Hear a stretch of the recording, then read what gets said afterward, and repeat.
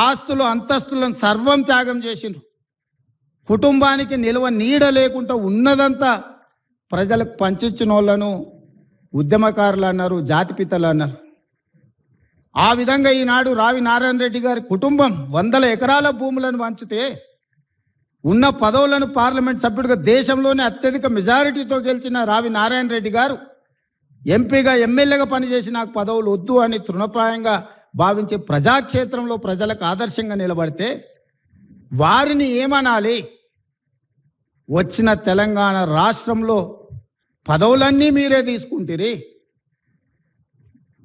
100 ఎకరాల ఫామ్ హౌజులు మీకే వచ్చే, టీవీలు మీకే వచ్చే, పేపర్లు మీకే వచ్చే, 1000 కోట్ల రూపాయల వ్యాపారాలు మీకే వచ్చే, ఉన్న పదవులన్నీ మీరే పంచుకుంటారు, చేయాల్సిన తప్పులన్నీ మీరే చేస్తారు, పంచుకోవాల్సిన కాంట్రాక్టులన్నీ మీరు పంచుకున్నాక మీరెట్లా జాతిపిత అవుతారు, మీరెట్లా ఉద్యమకారుడు అవుతారో నాకు అర్థం కాలే. ఒకవేళ మీరే జాతిపిత, మీరే ఉద్యమకారులు అయితే రావి నారాయణ రెడ్డి గారు, ప్రొఫెసర్ కోదండరామ్ గారు సుప్రీంకోర్టు జడ్జిగా జస్టిస్ సుదర్శన్ రెడ్డి గారు తెలంగాణ రాష్ట్ర ఏర్పాటు ప్రక్రియలో అవసరమైతే తన బాధ్యతను కూడా పక్కన పెట్టి ఎవరేమనుకున్నా సరే ఈసారి ప్రజలకు స్వేచ్ఛ రావాల్సిందే, సామాజిక న్యాయం జరగాల్సిందే, సమానమైన అవకాశాలు రావాల్సిందే అని ముందుకొచ్చిన జస్టిస్ సుదర్శన్ రెడ్డి గారు లాంటి వాళ్ళని ఏమనాలి? దయచేసి ప్రజలు తిరస్కరించినప్పుడు అర్థం చేసుకోవాలి. ప్రజాక్షేత్రంలో మీరే స్వయంగా ఎమ్మెల్యేకి ఓడిపోయినప్పుడు, పార్లమెంటు ఎన్నికల్లో మీకు ప్రజలు ఒక్క సీటు కూడా ఇవ్వలేదన్నప్పుడు, ప్రజల తిరస్కరణకు మీరు గురైనరు. కానీ ప్రజలు ఓటేయక ప్రజలే తప్పు చేసిండ్రన్న నేరాన్ని ప్రజల మీద మోపడానికి ప్రయత్నం చేస్తే ఇదెక్కడి ప్రజాస్వామ్యము, ఇదెక్కడి జాతిపిత, ఇదెక్కడి ఉద్యమకారుడి ఆలోచన? నాకైతే అర్థం కాలే. ప్రజల తిరస్కరణకు గురైనప్పుడు ప్రజాస్వామిక విలువలను గౌరవించే వాళ్ళు ఎవరైనా ఉంటే నేను చేయగలిగిన ప్రయత్నం చేసినా ఇప్పుడు ప్రజలు తిరస్కరించారు కాబట్టి హుందాగా ప్రజాక్షేత్రంలో నుంచి నేను తప్పుకుంటున్నా అని ముందుకొచ్చి ప్రకటిస్తే కొంతైనా మీ గౌరవం నిలబడుతుంది.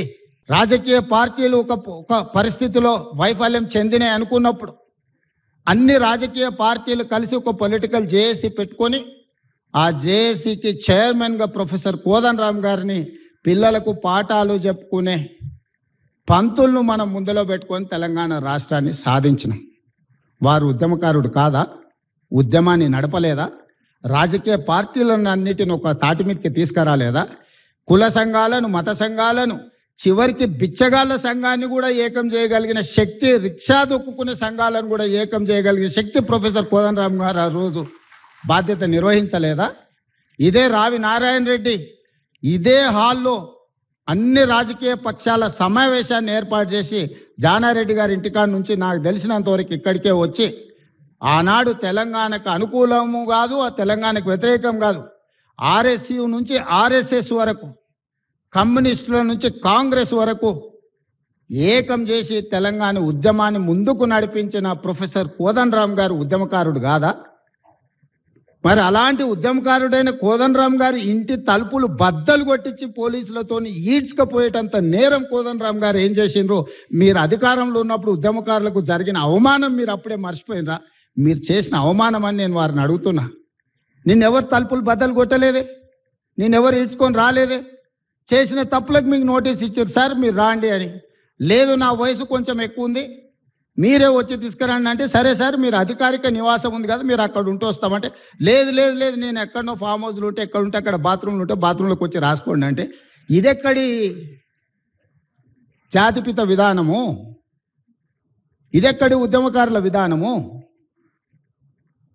రావి నారాయణ రెడ్డి గారి కుటుంబము 500 ఎకరాల భూమిని కోల్పోయినారు. ప్రపంచంలో ఎక్కడైనా స్వేచ్ఛ కోసము,